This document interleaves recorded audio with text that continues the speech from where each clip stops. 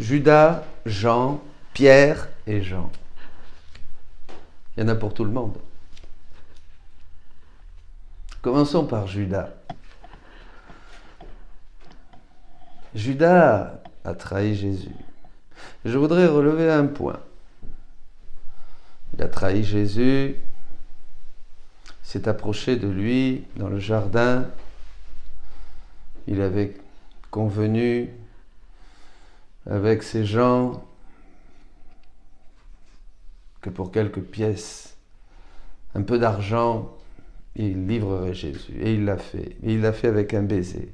Et dans les 24 heures, si je ne me trompe pas, Jésus lui dit « Ami, à quoi viens-tu ? Ami, pourquoi viens-tu » Jésus a tout fait pour sauver Judas. Tout fait. Mais cette phrase « Ami », qu'est-ce que tu viens faire ? Et je vous la pose à vous. Dans ce contexte difficile du monde d'aujourd'hui, ils sont découragés, ne viennent plus. Et oui, c'est vrai. Et nous disions, c'est le petit reste. C'est le petit reste. Il me disait, oui, ceux qui vont rester, ce sont vraiment les fervents, ceux qui en veulent, ceux qui ont soif de Dieu. Et c'est ceux-là qui vont recevoir de grandes grâces. Jésus vous pose à chacun une question. Quand vous allez à la messe, à quoi tu viens, mon ami ? Qu'est-ce que tu viens faire ? Tu viens me donner tout ce que tu as. Tu viens pour vraiment m'accueillir, me consoler, me réparer, participer avec moi à cette passion pour sauver tes frères. À quoi viens-tu ou tu vas me trahir ? Tu as déjà mélangé la foi avec tellement d'autres choses qui t'intéressent et t'attirent plus que le dénuement dans lequel je veux te faire entrer pour ton bien, parce que je dois te dépouiller de toi-même, de tes idées, de tout ce que tu as pour te revêtir de moi. À quoi viens-tu, mon ami, cette année ? Ça, c'est Judas. Ça nous pose une bonne question. Ne trahissons plus Jésus. Et Pierre l'a renié. Cet enthousiasme de la nature humaine, la chair, produit de la chair. Cet enthousiasme de la nature humaine qui se dégonfle vite comme un ballon. Parce que, évidemment, quand c'est humain et ça reste humain. Et Pierre, oui, promettait à Jésus qu'il le suivrait partout, qu'il donnerait sa vie. Et Pierre a renié. Pierre a renié parce que c'est un martyre continuel de vivre collé au Seigneur, en cherchant sa volonté. Louisa dit que, se trouvant dans son état habituel, après m'être donné beaucoup de peine, je vis Jésus pressé contre moi et tenant mon cœur dans ses mains. Fixant les yeux sur moi, il me dit « Ma fille, quand une âme m'a donné sa volonté, elle n'est plus libre de faire ce qui lui plaît. » Ça, c'est très important. Le fait de vivre dans la divine volonté, ce n'est pas une spiritualité. Une fois qu'on l'a dit, une fois qu'on a choisi, une fois qu'on a voulu, une fois qu'on a donné sa volonté au Seigneur, il n'y a plus de marche arrière. C'est ça justement qui va faire la différence et qui va devenir un martyr continuel.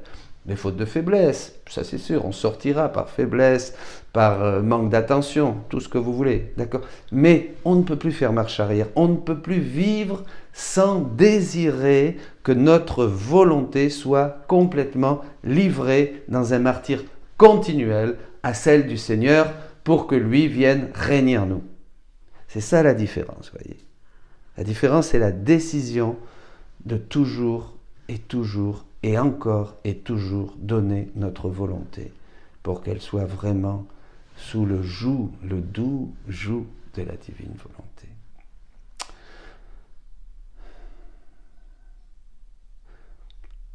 S'il est véritable, ce don exige que l'on garde sa volonté continuellement sacrifiée à celui à qui on l'a donnée. Cela est un martyre continuel que l'âme offre à Dieu.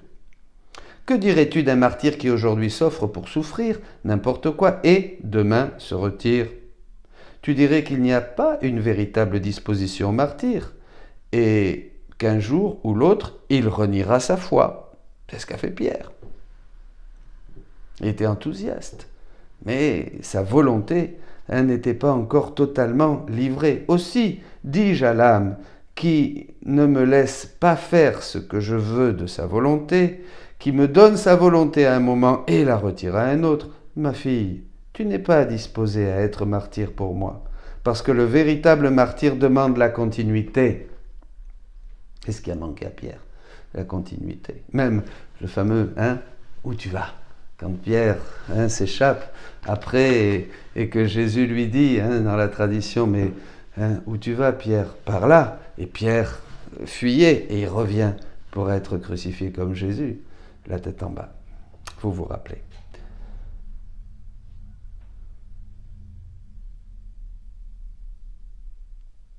Ma fille, tu n'es pas disposée à être martyr pour moi parce que le véritable martyr demande la continuité. Tu peux te dire résigné, mais non martyr. Un jour ou l'autre, tu pourrais finir par te retirer de moi en considérant toute chose comme un jeu d'enfant. Donc, sois attentive et laisse-moi la pleine liberté d'agir avec toi selon la façon qui me plaît le plus. Eh oui.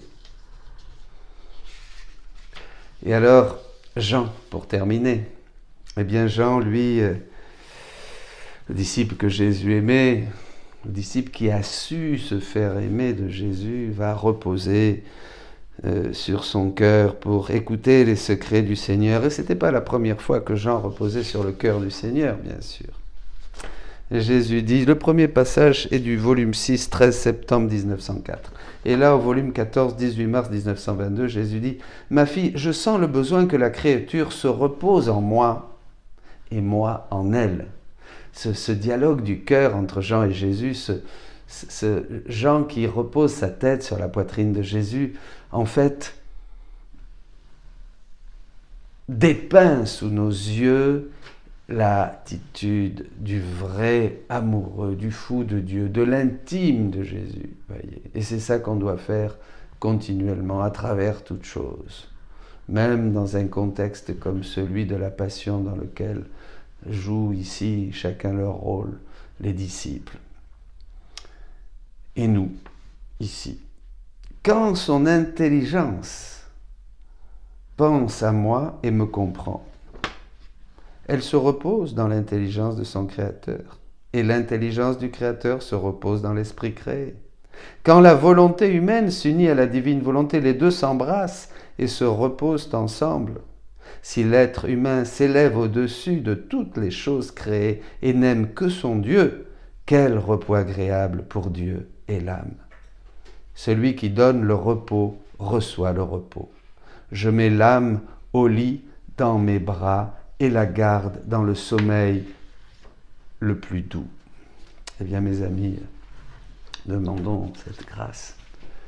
Reposons-nous. Et qu'est-ce que c'est se reposer? Eh bien, c'est fusionner. C'est tout simplement, c'est regarder. Et souvent, je me dis, tiens, comment je regarde les choses? Allez, viens, divine volonté. Prends mes yeux, Jésus, pour que je puisse regarder comme toi. Ah, je suis en train de penser, mais ça, c'est l'humain. Alors, non, viens, divine volonté. Je vais penser en toi et je vais voir les choses dans ta lumière. La divine volonté est l'œil de l'âme, dit Jésus. Voilà. Et là, j'aime, c'est Dominique là, c'est pas, viens, cœur de Jésus, viens en moi, aimez en moi, et j'aime les autres, tous, avec l'amour même de Dieu. C'est l'intention qui change l'acte, qui est tellement grande à travers tout ce qui se passe, tout ce qui se vit, et ce ciel qui s'ouvre, et ce don de la divine volonté qui régénère et renouvelle complètement l'Église, les âmes et le monde. Eh bien, sachons à quoi nous venons quand nous nous approchons de Jésus, qui nous dit « Ami, qu'est-ce que tu veux de moi ?» Demandons à Pierre de ne pas faire les mêmes erreurs, et vraiment acceptons plus que la résignation, une volonté continuellement attentive. Vivons et demandons et vivons ce martyre de l'attention. Et finalement, avec Jean, reposons sur la poitrine de Jésus pour écouter ses secrets, mais surtout pour nous reposer, oui, mais pour que lui se repose en nous, puisqu'il cherche la créature. Il cherche le oui, le fiat de chacun de vous. Soyez bénis.